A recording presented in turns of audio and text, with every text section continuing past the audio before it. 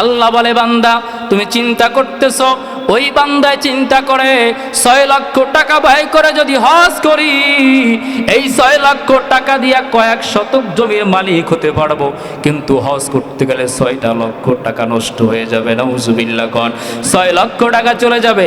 আল্লাহ বলে বান্দা আমি রব, আমার দিকে তোমার মহব্বত কমে গেছে, আমার দিকে তোমার ভাব করে নেই, তারপরে হজ করব, এই তো ভালো হয়ে যাব, দাড়িটাও রেখে দিব, এই কথা যে তুমি বলো। আল্লাহ বলে না, তোমার এই জবাব এটা না। আল্লাহ বলে ও বান্দা তোমার যেই কথার জবাব, তুমি সম্পদের যে পাগল হয়ে গেছো, আমি আল্লাহ কোরআনের ভিতরেই বলে দিয়েছি হাত্তা জুরতুমুল মাকাবির, ও বান্দা কবর পর্যন্ত তোমার এই সম্পদের মায়া তোমার অন্তরের ভিতরে, কবর পর্যন্ত তোমাকে পৌঁছে দিবে। এই সম্পদের প্রাচুর্যতা তোমার মৃত্যু হবে, কিন্তু অন্তর থেকে সম্পদের লোভ তোমার যাবে না। কথা বলেন ঠিক কিনা? বাবা বুঝে থাকলে জবাব দিবেন। পৃথিবীতে একটা মানুষ, একটা পরিবার বাঁচতে হলে কোটি কোটি টাকার প্রয়োজন নাই, আছে? কথা কয় না, আছে নাকি? কোটি কোটি টাকার প্রয়োজন, কিন্তু একটা পরিবার বাঁচতে হলে কি কোটি টাকার মালিক হওয়া লাগে? হ্যাঁ, লক্ষ কোটি টাকার মালিক হইতে যদি একটা পরিবার চালাইতে হয়, তাহলে বাংলাদেশের সব অধিকাংশ মসজিদের ইমাম সাহেব গো পরিবার সব না খাইয়া মরে যেত। কথা কয় না, আওয়াজ দেয় না, ঠিক কিনা আসলে? হ্যাঁ, আল্লাহ আল্লাহ বান্দা যারা, ও বাবা গভীরভাবে একটু মনোযোগ দেন।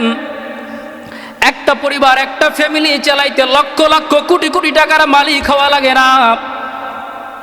আপনার অন্তরের ভিতরে যে সম্পদের লোভ ঢুকে গেছে, আপনি 50 বছর বিদেশের বাড়িতে কাটাইলেন, আপনার হায়াতের আর কতদিন বাকি আছে? নিজের জীবন কি কোনোদিন কি আপনি নিজেকে নিজে প্রশ্ন করে দেখেছেন রে বাবা? আপনি কি নিজেকে নিজে চিন্তা করে দেখেছেন?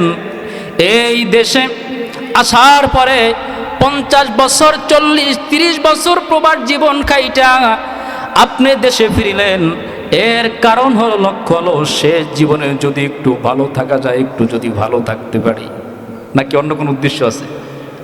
অন্য কোনো উদ্দেশ্য নাই। শেষ জীবনে যদি একটু ভালো থাকা যায়, যদি একটু ভালো থাকতে পারি, এই উদ্দেশ্যে আপনি কাটলেন। অথচ দেখেন যেই জায়গায় অনন্তকাল অনন্তকাল কোনো গুণে শেষ করা যাবে না, এমন একটা জায়গায় স্থায়ী ঠিকানা আমাদের যেখানে থাকতে হবে, ওই জায়গার জন্য দুনিয়ার 50-60 বছর হায়াতি আপনি পাইলেন। এই 50-60 বছর হায়াতের মধ্যে 30-40 বছর হায়াতি আপনি প্রবাসে কাটাইয়া দিলেন।